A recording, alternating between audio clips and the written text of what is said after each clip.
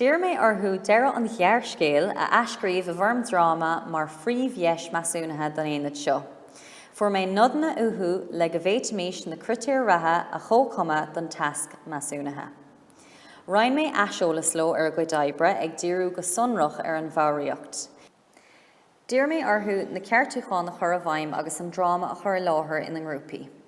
Rinne siad tafadéir ag buint úsáida as iMovie, chuir siad fuaimena aimsethe agus ceol leis, agus tar éis sin bhí taspáintas go Instagram. Mar gheall go raibh an tafadacha bhí ar an ann tuairt faoin bhéin Mheasúnú. Bhain siad úsáid as an gur chuige gá réalta agus molla don fíor Mheasúnú. Chur na daltaí an obair seo ina riomh. Ag deir an éanaid bhain is úsáid as mentimeter chun deis thuirtas na daltaí aiseolalas a thuirtam ar an méid a bhí déanta san éanaid seo. Rinne mé macnamh ar mo chleachtas féin ag freisin, agus leabhar mé le múntóir eile gaeilge a thug faoin éanaid seo ina chóthéics rang a féin, agus bhí cúpla mó aige.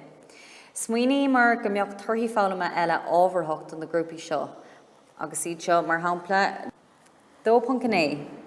Tionscanibh chur láthair ó bhéal a dhéanamh ar gnéithe de bheochailteoir na gaeilge, mar gheall go ndearna na scoláirí chur láthair ó bhéal.